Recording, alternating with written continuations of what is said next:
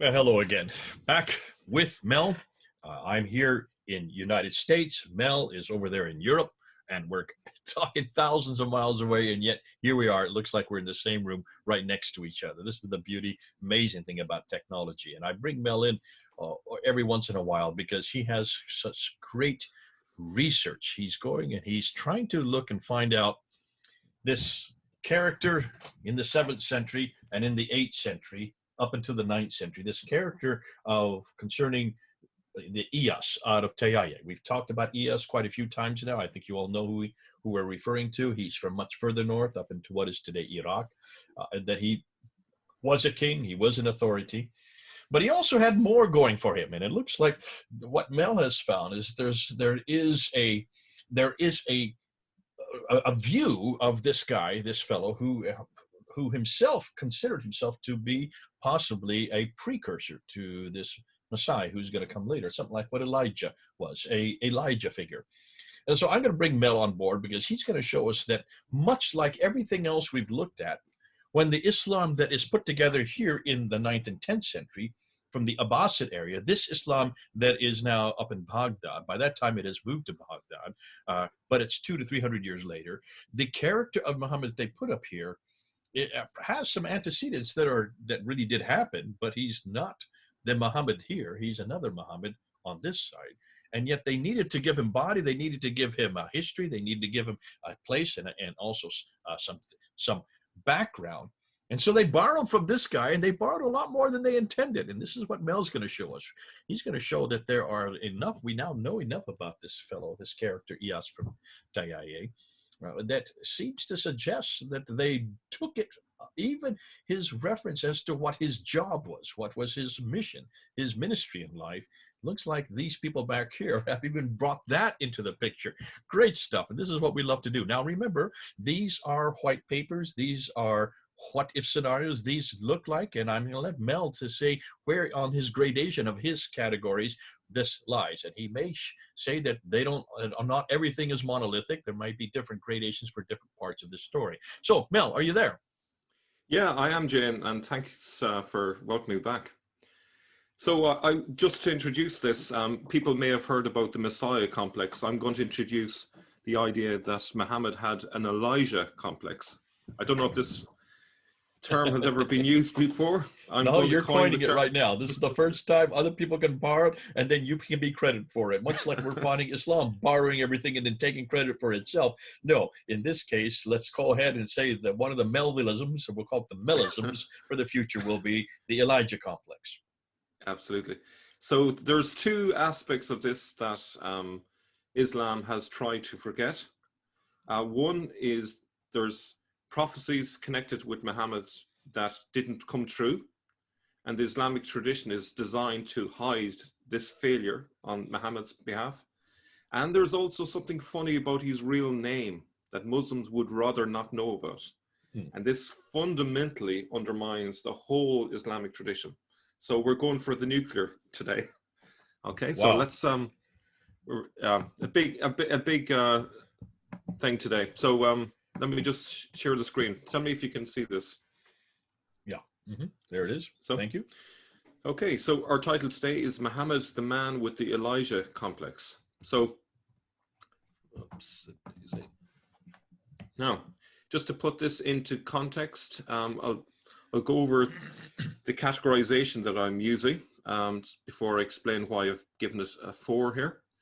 So a 0 would be something which is like a conspiracy theory or a wild idea without any fact-checking done. A 1 would be where I'm fishing or pondering an idea and just thinking out loud.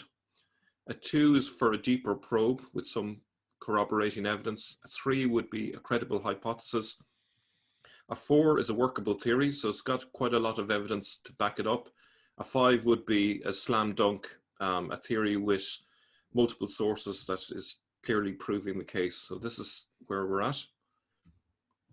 Now, an early source paints Muhammad as the eschatological warm-up act, not as the headliner, as the Islamic tradition would later present him as. The Doctrina Jacobi is a 7th century Greek Christian polemical tract set in Carthage in 634, but written in Palestine sometime between 634 and 640. So if you look next to Antioch, this is where it was written, but way over on the western side in Carthage, this is where it's said to have taken place, if that makes sense, which is in Sika Mina, which And is for in people today, to Palestine. just so where people understand today, Antioch would be modern Turkey, the southern part of modern Turkey, and Carthage Yeah. over on the left would be modern Tunisia, or the city of what is today Tunis. So people, just so people will know where you're talking about for in today's geography. Yeah. So if we draw from the source itself, he was proclaiming the advent of the Messiah according to this really early source. So it's quite interesting. This is very different from the Islamic tradition here. So quoting directly, and they were saying that the prophet had appeared coming with the Saracens, and that he was proclaiming the advent of the anointed one, the Christ who was to come. I having arrived at Sikamina in Israel, stopped by a certain old man well versed in scriptures, and I said to him, "What can you tell me about the prophet who has appeared with the Saracens?" He replied, groaning deeply, "He is false, for the prophets do not come armed with a sword. Truly they are works of anarchy being committed today, and I fear that the first Christ to come, whom the Christians worship, was the one sent by God, and we instead are preparing to receive the Antichrist. Indeed, Isaiah said that the Jews would retain a perverted and hardened heart until all the earth should be devastated. But you go, Master Abraham, and find out about the prophet who has appeared." So I, Abraham, inquired and heard from those who had met him that there was no truth to be found in the so-called prophet, only the shedding of men's blood. He says also that he has the keys of paradise, which is incredible. And it's interesting that the fact that he mentions that he replied groaning deeply, and even at the end says, which is incredible. So this idea that this guy was a prophet was treated with utter incredulity, particularly the idea of a prophet coming with a sword. Now, if we just draw from that then, the end is nigh is a very common theme in the Quran. The Quran's eschatological urgency that judgment day, the hour, was soon to be upon them, is part of this common doomsday culture that was prevalent at the time. Muhammad's Jewish hearers would have associated this with the advent of the Messiah.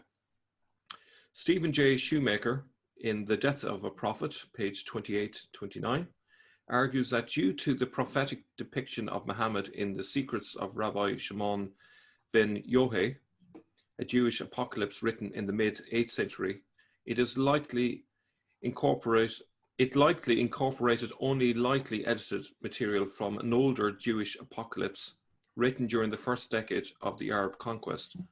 This states that God raises up over them a prophet according to his will and will conquer the land for them.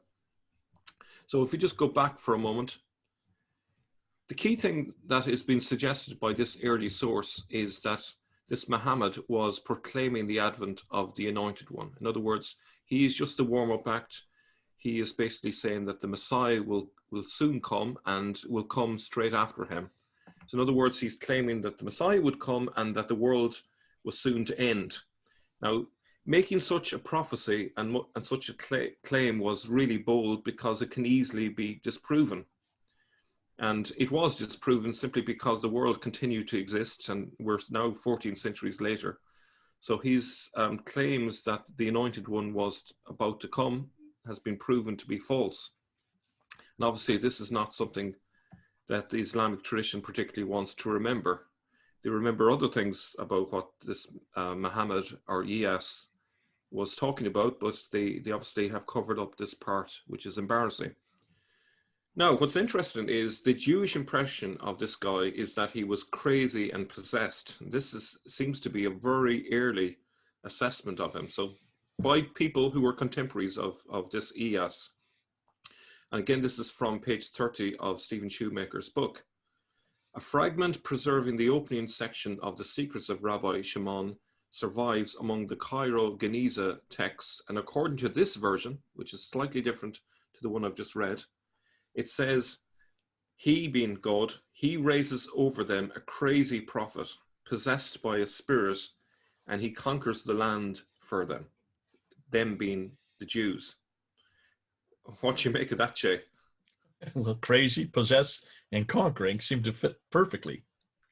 Yeah, and it's not a good impression of Muhammad. This is from people who saw him, so he doesn't look like he's in the full, he's in his full senses. He seems to be perhaps fanatical. Maybe he was possessed. We don't know, but they don't take him as just a regular, normal human being here. When you look at the traditions, which is fascinating, of when he was receiving revelation, wahi, it's called wahi in Arabic, is inspiration is coming upon him. In almost every case, you can see that, number one, he hears the sound of bells, he hears the buzzing of bees, he froths at the mouth, he has these fits, these look like epileptic fits. He falls to the ground. People would try to hold him down. It takes 6 people to hold him down. He has so much strength, and he screams and has enormous headaches. What does this sound to you? Like someone who is possessed by an evil spirit. Absolutely, yeah. Quite crazy, I would suggest. So even the traditions have taken and still incorporated that part of it. Yeah. And people have always said to me, doesn't this show that this is an argument from embarrassment? Why would they incorporate these two? Well, to remember, back in those days in the 9th century, especially in the 9th century, a kahin would be a storyteller, somebody who is like a griot that we have in West Africa. They would have to manifest something to prove their authority. And many of these manifestations in that part of the world, especially up in northern part of Iraq, were just these. These are the manifestations that show that you were receiving a revelation, that you were receiving something that is supernatural. Today, we see that as demon possession, or we see that as schizophrenia, or we see it all kinds of difficulty, mental problems. But not back then. Not back then. Everybody who has received a revelation should manifest these kind of manifestation. Now, by doing that, the Jews looking upon him see him as crazy, possessed, and of course he is well known that he conquered the land. That was one thing. That was one of his jobs. From their perspective, they got it right. They got it correct. But from an Islamic perspective, you can see why they would incorporate these type of references to his character, or odd references to his character. You know, from a Christian perspective, it is not a total surprise to find a source like this saying that he possessed. But like, if you were to think of an event that was so key to, if you like, the devil's mission, and this would be it, because if you think about it, because of the advent of Islam, Christianity lost 50% of its lands, 50% of its adherents. It was one of the most colossal assaults on the Christian faith that's ever been since the time of Jesus. So this makes perfect sense to me, from that point of view. Yeah, and I would suggest that also, since in the Arab world, that was something that was seen as honorable, that was something that's seen as credible, and also something that would give this person authority, they would push these manifestations as from their perspective, whereas Christians would say, no, this is what a crazy person would do. This is what a possessed person would do. So you can see 2 different cultures are clashing at this point, possibly because of these manifestations. Absolutely. So on page 120 then, Shoemaker says, from the beginnings of Western study of Islam, scholars have generally recognized the importance of the hour in Muhammad's preaching. The coming judgment is the second most common theme of the Quran, preceded only by the call to monotheism. So why is it such a big theme? It probably suggests that this was a core part of Muhammad's teaching. Not that I'm suggesting that the Quran was written by Muhammad, but something from that tradition seemed to have come into the Quran. Paul Casanova asserts that both the Quran and the Hadith reveal a pressing belief in the imminent end of the world, in Muhammad and his followers. So again, this idea that there was a strong belief that the world was about to end in this early tradition, and the obviously the world didn't end, so they swept this out of the tradition later. Now, I don't know if you want to say anything about that, but I'm going to just move on. Go ahead. That makes sense. Okay. Go ahead. Okay. So I'm going to bring in a source now. This is from Isho Yab III of Adiana bin, who died in 659. He's an East Syrian source. He definitely was in the know, becoming, as Robert Hoyland says, becoming a bishop of Nineveh in the 620s, metropolitan of Arbela by 640, and then Catholicos, head of the Nestorian Church from 649 until his death in 659. So he is right there, right in the right place at the right time from the 620s onwards. He's in Tayaye country, and he's not divorced from what was going on the ground, because being a leader in his church, he would have been hearing reports from all over the land. So he would be very familiar with what was going on in those decades. So a very key source. Now, in terms of this source, though, despite the fact that he's a good witness, I'm giving this a 1 in terms of what I'm going to draw from this. There is possibly something in this, but this is quite speculative. He doesn't mention Muhammad. He doesn't mention Ilyas. He refers to someone called the One. And so rather than suggesting this is definitely Muhammad he's talking about, I'm going to step back from it and say this is possibly who he's talking about. Well, thanks for doing this, Mel. And just for those of you who aren't aware of what he's talking about, number 1 in the gray there, it means it's nothing more than that he's fishing, he's pondering, possibly. He doesn't have any conclusive. And you're being honest by doing that, because the other material that you looked at earlier is a number 4, which is a workable theory, because you have solidification and falsification, and that the ambiguity is not nearly as much as speculative as what you're doing now with number 1. So you're saying, be careful. Let's just put it out there. Let's see, for those of you who are listening, whether or not you do accept this or not. It's open to question. You're being honest about that. Appreciate that. Yep, no problem. Okay, so this is the source. As I said, it is not certain who he is obliquely referring to as the One, but Ilyas or Muhammad would fit the bill. And just before I read this, I suppose, just to use a more recent example of this scenario that this bishop is faced with. The bishops in Poland back in the 1950s and 1960s faced a similar problem living under communism. They had to be really careful whenever they gave a homily or a speech or a sermon, in case they're overheard or their sermon is interpreted as a criticism of the communist regime. So if they tried to criticize the communists, they would have to couch it in very careful language so as not to give them a reason to be arrested. So this is a similar situation in the 7th century. We have what is, from my perspective at least, a very strongly totalitarian regime that has taken over many countries. And so therefore the Christian leaders have to be incredibly careful. They also need to encourage their followers. They need to, make sure that the Christians don't lose hope and are not overly fearful. And they're trying to give them a boost and say, things are not that bad. Don't lose heart. So this is the context of this quote. I hope I've made it clear. So here's what he says.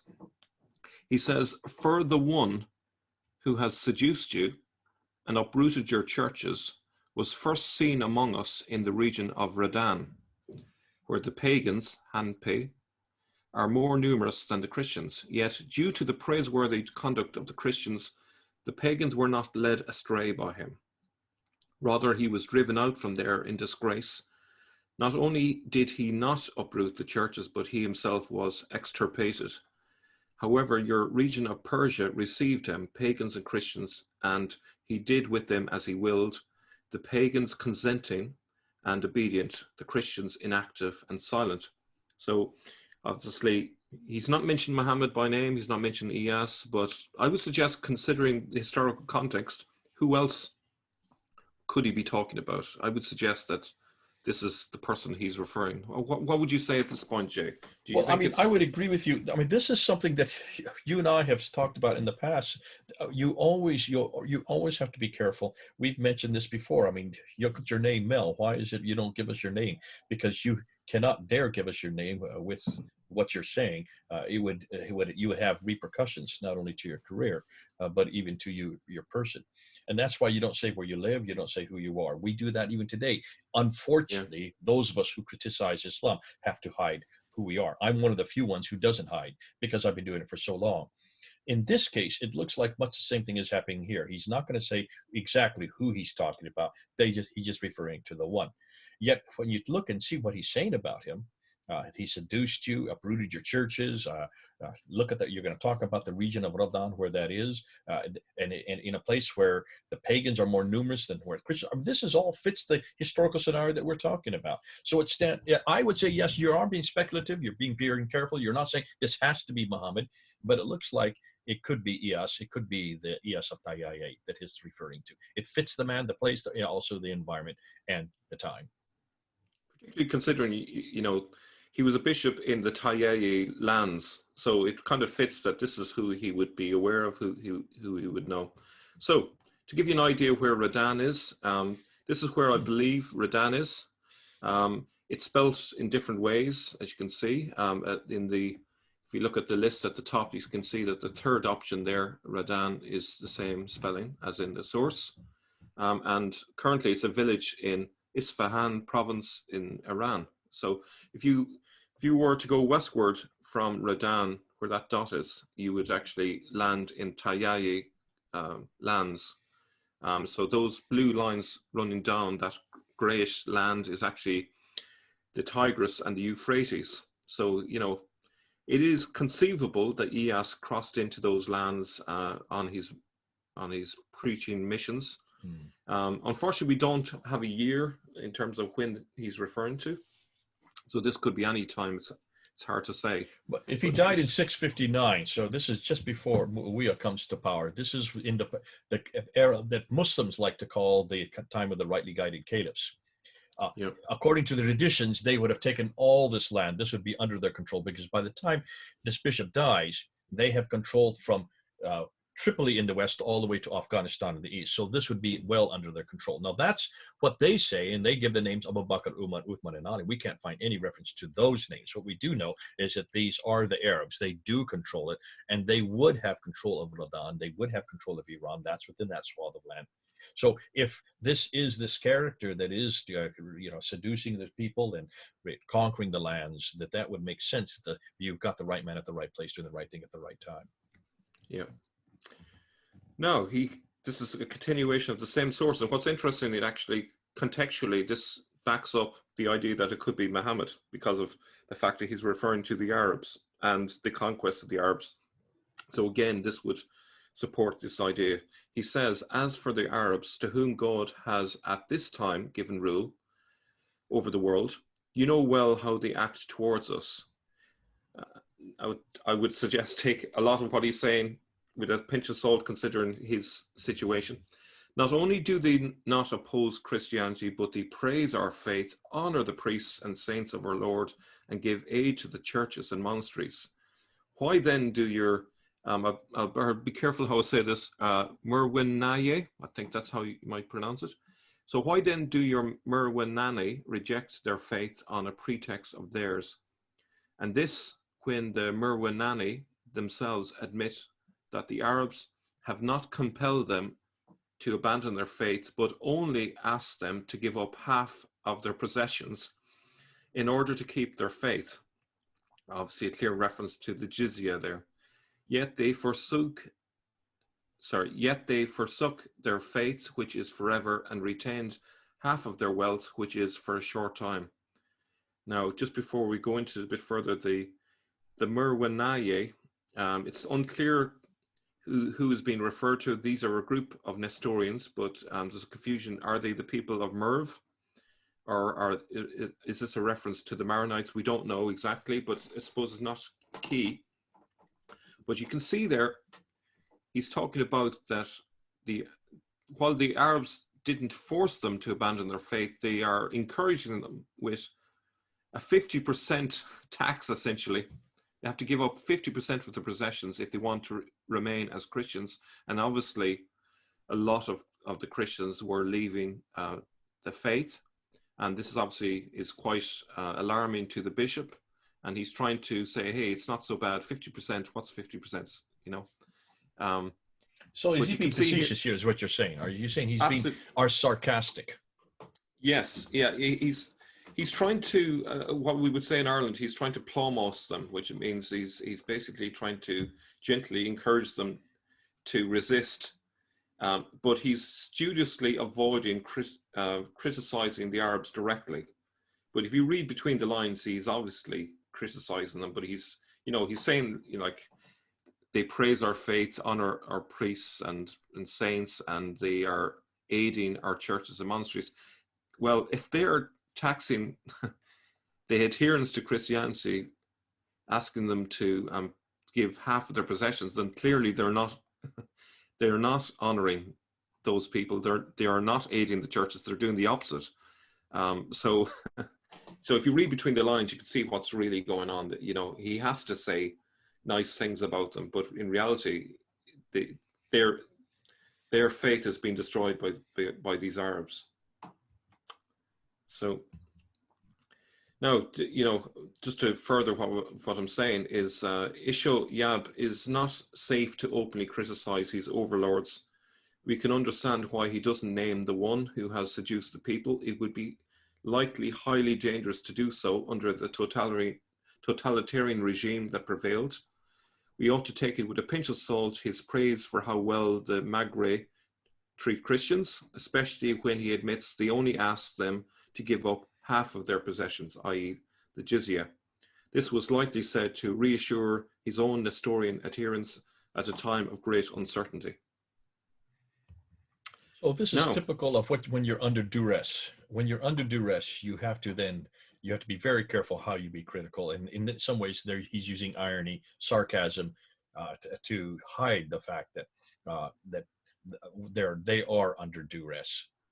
So this is something you would understand coming from your part of the world, because irony is almost a pastime there in the UK and that part of the world. It's fascinating how you are masters of irony. You can pick up on this much quicker than other people can.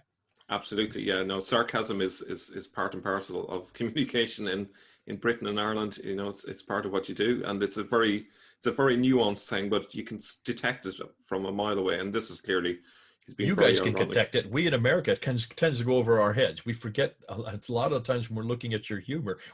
Most Americans I know don't understand British humor because of that. And yet it's brilliant. If you live there where I did for 25 years, I picked up on it and saw it and understand it. In fact, that's how you can see it so much clearer here. This is what's going on here. In this case, the 7th century. Yep. Okay. Now I'm going to move on to another area, and we're going to be looking at we're going to be looking at Ilyas's name, and this is, I'm really looking forward to sharing this because it's going to be quite fun, I think. So just drawing your attention to the Latin phrase "nomen est omen," the name is a sign. This is something I'm quite interested in. We spoke about my name earlier on and the meaning of the name, and this is kind of connected with that in a sense. Nominative determinism is the hypothesis that people tend to gravitate towards areas of work that fit their names. Essentially, people draw meaning from their names, and thus their names become self-fulfilling. So, Jay, if we take your surname, for example, Smith, you know, you've been hammering the heretics for decades. You know? So that's what you do with my name. I'm a smithy. I'm supposed to be smithing, hammering away at different pieces of metal. I'm hammering away at criticism. Okay, I'll run with that. That's the first time anybody's ever tried to impose that on me. God bless you. Okay, but this is so nominative determinism. You take on and you do what your name suggests, is what you're saying. Yeah, absolutely. It's almost like a subconscious thing. You fulfill the meaning behind the name. So you're not conscious of it, but it kind of leads you, it gives you a suggestion. And then once you do some particular vocation in life, it kind of makes sense, and it kind of gives you a sense of you've achieved who you really are.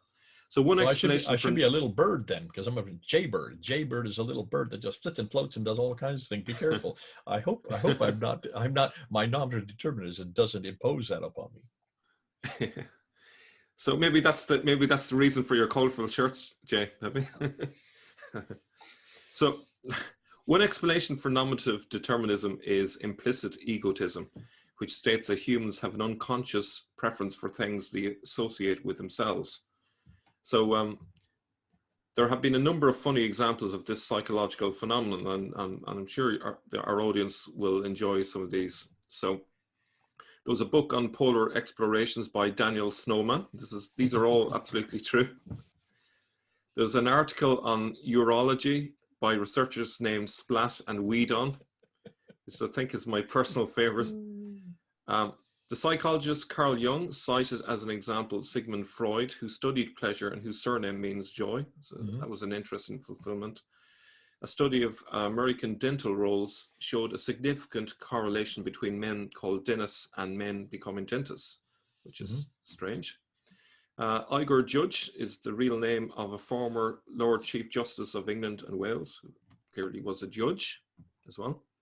And sorry, this might be a little bit rude, but Thomas Cropper was the inventor of the toilet. Yeah, that one I've heard. That's a well-known one. Well done. Yeah. And so other funny examples, a neuroscientist called Lord Brain, a firefighter called McBurney, a cashier called Kaching. Kaching. Andrew Drinkwater, he was a worker in the Water Research Centre. There's a physician called Dr. Doctor, an ophthalmologist called Ashley Seawright, a gastroenterologist called Dr. Joshua Butt, a music teacher called Miss C. Sharp, a chef called Tim Kitchen, and a weather presenter called Amy Freeze. You know, so these are sweet. Some hilarious examples of people fulfilling their names in very real ways. This one, I have to say, I really enjoy. This is Sue Yu. An American lawyer said that when she was younger, people urged her to become a lawyer because of her name, which she thinks may have helped her decision. And as I mentioned earlier on, my own name, Mel, partially led me into a study of Islam because Melissa means slave of Jesus. I wondered why Islam also used a similar name for Jesus, Isa. So there you have it. Now, where this becomes significant is in terms of Ilyas. Ilyas is the Arabic form of Elijah. Why is that significant? Malachi chapter 4, verse 5 to 6 says the following: Behold, I will send you Elijah the prophet before the great and awesome day of the Lord comes, and he will turn the hearts of fathers to their children, and the hearts of children to their fathers, lest I come and strike the land with a decree of utter destruction. So you can see how Ilyas, his name is Elijah, and how this fits in with the idea of him thinking of himself as a prophet before the great and awesome day of the Lord comes. Remember, we mentioned earlier on about this idea that he thought that the world was about to end and that he was the precursor for the Messiah. Did Muhammad imagine that he was some sort of Elijah figure due to his name? Had he an Elijah complex? And another interesting detail is you notice the word strike there, because we discussed a few videos ago about the meaning of Mecca. And the actual word in Hebrew is wahik keti, if I'm not destroying the Hebrew language, and it means and strike. The Strong's Hebrew says in its concordance that one alternative for that word strike is Mecca. So perhaps the word Mecca or Makkah might come from this term. So if you think about it, if there's a reference here to Elijah and there's a reference to Mecca in the same passage, maybe this is where the importance of Mecca as a place name came into its own. Just an idea I'm throwing out there. Now, the Mishnah says the following, that Elijah will come to settle all disputes and reconcile all discrepancies in the holy books. In that passage quoted there of the Mishnah, Discussion ensues as to what Elijah will accomplish. At the end of the passage, it says, quote, "The sages say Elijah will come to make peace in the world, as it is said," and then follows a quote from Malachi's passage that we mentioned just a few moments ago. This is why the Jewish reaction to the claim of prophethood in Doctrina Jacobi is so withering. He is false, for the prophets do not come armed with a sword. Truly they are works of anarchy being committed today. There is no truth to be found in the so-called prophet, only the shedding of men's blood. He says also that he has the keys of paradise, which is incredible. So essentially, the Jewish reaction to the claim that Muhammad or Ilyas is a prophet is dismissed by Jews because the sages say that the prophet Elijah would be one who makes peace, and Ilyas is coming with a sword. I hope everyone's seeing that. It's a bit like people in America are referring to the peaceful protesters, despite the fact that they are rioting in the streets. You know, it's preposterous. So here we can see the idea that Ilyas could be Elijah is dismissed by the Jews because it says, you know, the Mishnah insists in its conclusion that the prophet must be one of peace. Okay, so however, despite that dismissal by the Jews, there was scope for Ilyas to assume that Elijah was meant to use force and that he had a divine mission to use force, because if we look elsewhere in that Mishnah passage, Rabbi Joshua said, "I have received a tradition from Rabban Yohanan ben Zakkai, who heard it from his teacher, and his teacher heard it from his teacher, as a halakha given to Moses from Sinai, that Elijah will not come to pronounce unclean or to pronounce clean, to put away or to bring near," and quote, "but to put away those brought near by force and to bring near those put away by force." Do you see the point? So potentially Ilyas, who, if we think back, Sebios says that Ilyas was an expert in Mosaic law, then clearly he would realize that Elijah could be someone associated with force. I don't know if you want to chime in on that.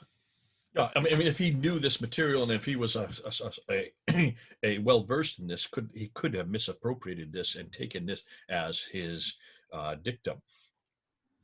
I would suggest that maybe it had much more to do with his need to control and have an authority and give himself credibility.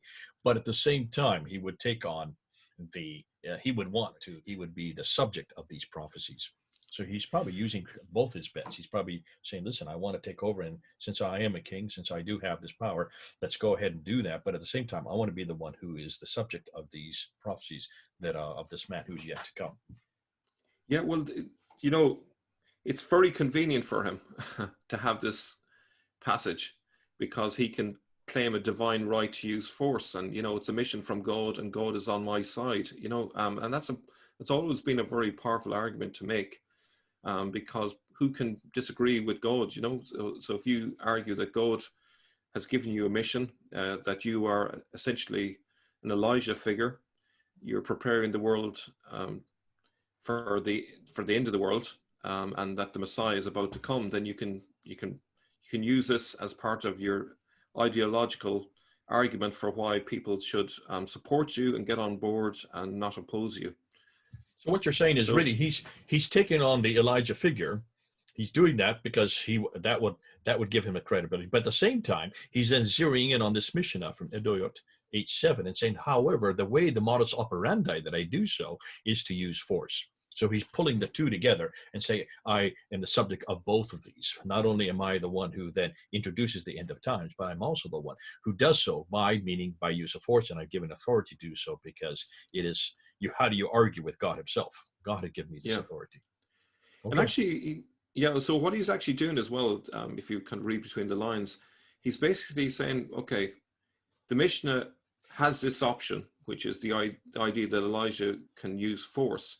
But the rabbis have dismissed this option. They've considered it, and after careful consideration said, no, the real Elijah figure must not use force. It must be a person of peace. So he's basically attempting to overrule the Jewish conclusion on this. The highest Jewish authority, which is, as just to remind ourselves, is to be found in those academies in Iraq, in what was formerly Babylon. So that this is what we're talking about here when we talk about the Mishnah. So he's basically overruling these Jewish leaders, which are found in the same land that he is the king of. So he's coming up toe to toe with the Jewish leaders in his own land here by going against this. So it's quite interesting how all of this pulls together. So what does Ilyas actually mean? So Ilyas is an Arabic name for boys that means replacement, restitution, something given in place of something else, and figuratively it means gift from God. And if you look at any websites to do with boys' names in Arabic, you'll find this. But actually, if you delve a little bit deeper, Ilyas is the same as Ilyas, and Ilyas in Hebrew is Eliyahu, or Elijah. And that Eliyahu is particularly very interesting, because Eliyahu literally means my God is Yahweh. How about that, Jay? Oh, goodness. Oh, goodness. So this comes around to nip him in the bud. This literally is hugely embarrassing. Now, you know, a lot of people in the comment section who maybe have disputed my claim that Muhammad was originally called Ilyas, and they say, well, why would they forget this name? Why hide it? Why change his name to Muhammad and give actually not only his name, but actually create a complete fictional biography with fictional parents' names and so on, going back many generations? Why would they do that? Well, the reason is because you can't have a prophet who is claiming Yahweh as his God in his actual name. It just does not fit. So you've got to get rid of this Elijah name. You have to hide this over. And so there was, as we, you know, probably come back to it later, but, you know, in Abbasid times, when they do refer to Ilyas in the historical record, they make it appear that Ilyas was on the opposing side to Muhammad, because they don't want people to know of this connection. They can't completely delete him from history, but they have to pretend he's someone else, because this is so embarrassing to just the so Islamic people tradition. realize, and we need to remind people that in an earlier episode, you did talk about the fact that Ilyas's nickname is Muhammad. Yes, yeah. So they've thrown out the formal name and now are using the nickname Muhammad. Look at myself. My nickname is Jay. That's not my real name. I'm not going to tell you what my real name is, because I have to be careful with that. But my nickname that I use all over the world and that I'm known by is nothing more than the name that is the popular name that everybody uses. It's what I use on the internet. It's what I use when I travel. It's used when I do my lectures. It's what I've used since I was, in fact, it was given to me when I was first born, because there was another person with my name in the hospital. They didn't want us to get us two babies mixed up. And so that's why they gave me Jay as my nickname. So in the same token, you can see here, Muhammad was the one that was appropriated, was given to him. They took the nickname and made that the common name, made that the popular name, and also made it the authoritative name. Yep. So just to continue then, this may be a chief reason why Muhammad's original name has been covered up. The Umayyads and the Abbasids didn't want their founder's name to have any association with Yahweh.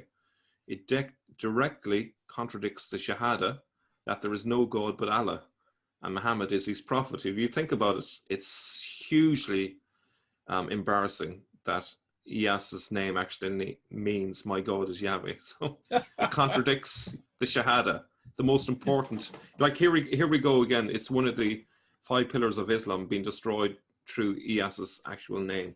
It's very damaging indeed. Oh, boy. So you've kind of come through the back door. That's fascinating. Well done, Mel. So in conclusion, Muhammad's real name gives us a reason why he thought he was a prophet armed with a sword, and his name is a direct contradiction of the Shahada. The Shahada says the only God is Allah, but his name proclaims Yahweh. So I just remember from our times in Speaker's Corner, remember when you were on the ladder shouting, Yahweh, Yahweh. But because even even the word name Allahu Akbar just means he is the greater.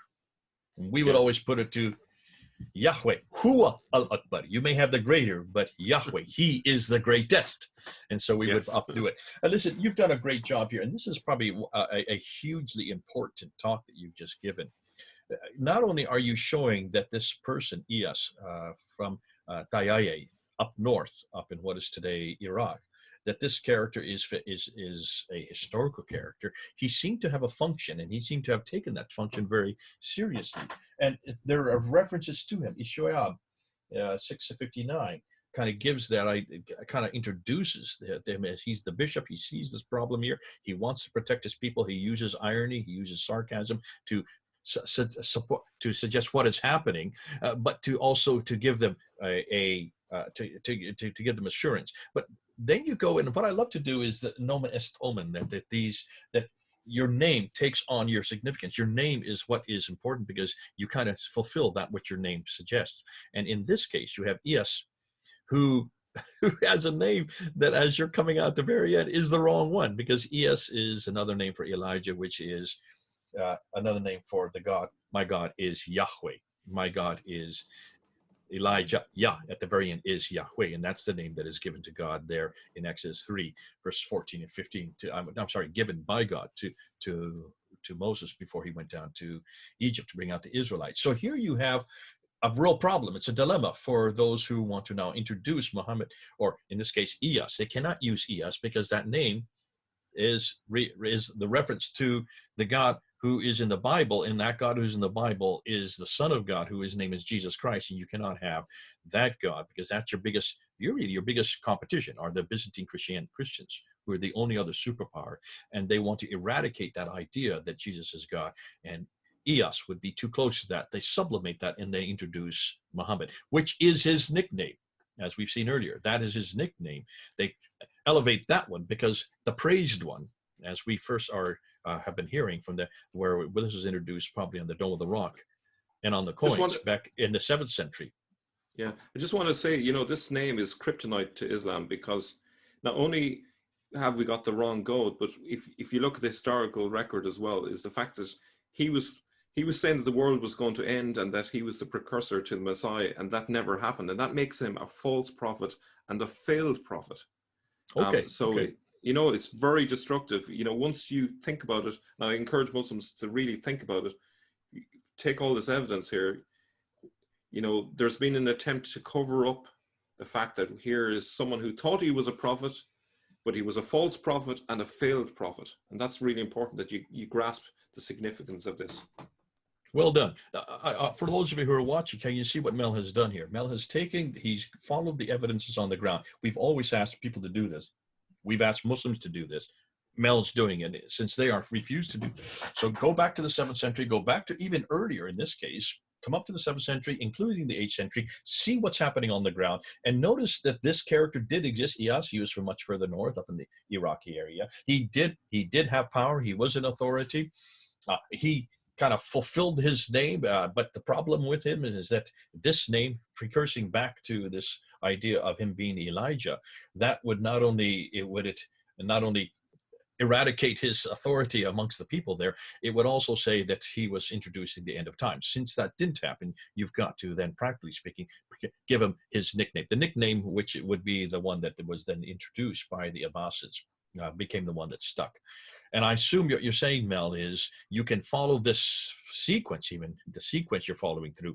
It makes sense up from the Umayyad period up into the Abbasid period. When they now incorporated this character, they've got to also make sure that they incorporate what is theological significance. You cannot have any theological significance pointing back to Yahweh of the Bible, or of the Byzantine Christianity, of that supposedly tritheism. So therefore, you've got to make sure that name is eradicated, not only from practical purposes, but theological reasoning. Yeah. And that's why Muhammad then stuck. And also, even where they have to admit that he was the ruler of Hira, they have to present him as the opposite side of the battle. They have to present him as going up against General Khalid, instead of actually both of them being on the same side, which is probably more likely, And even when they attempt to make a story around that, it doesn't hold together very well. It seems very unlikely and implausible. So they haven't done a really good job of covering it up. And if someone like me can work this out, then, you know, it makes me wonder how many other people have actually worked this out in Iraq and haven't publicized it because they're afraid to. There must be more than me that has realized this, you know. Well, I think, Mel, what you're doing, you probably aren't very many people, because not many people are actually doing what you're doing. You're rather a rarity, and that's why you're a breath of fresh air for many of us who are historians, because you're doing what all historians should do: go back, find the evidence, follow it, come up with your theories, put it out there as a white paper, and then get responses back. We want people to now do that. Listen to what Mel has said here about Ilyas from TIA.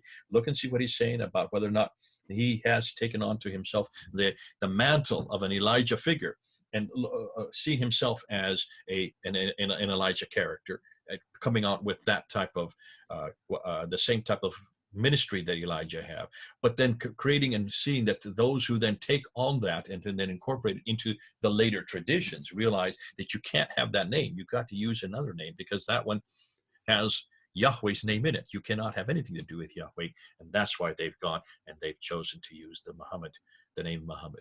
If this is so, then Mel, you've uncovered a real rock here, and this is going to cause an awful lot of, I'm sure, remonstration, probably some backlash from the Muslims who are listening to this.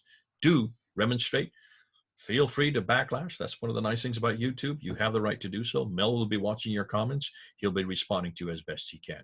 And we'll go from there, because we're just putting together more and more evidence after evidence after evidence. I love what you've done with prayer. I've loved what you've done with the Ramadan. I love what you've done with the word Mecca. I've loved what you've done now with the name Muhammad itself. And here's another nail in the coffin that we're finally starting to nail down. It's been great having you here, Mel. It's been terrific to do these episodes with you. I'm sure there's many more as you continue to unlock many of these books and many of these writings, many of these articles, many of these rock inscriptions. Everything you're looking at seems to be bringing out a little bit more of how Islam has borrowed ideas, has borrowed characters, has even borrowed names, has borrowed places, and has redressed it, takes the form and puts it into a completely new meaning. And the meaning they put onto it has historical antecedents. And when you look at those historical antecedents, it's not the same person, nor the same place, nor the same person, nor the same environment, and certainly not the same time. Well done. This is good to be able to unpack it. Now let's see how people then respond to it. Okay, then. Here it is. Mel and Jay. You in Europe, me in the United States. Over and out.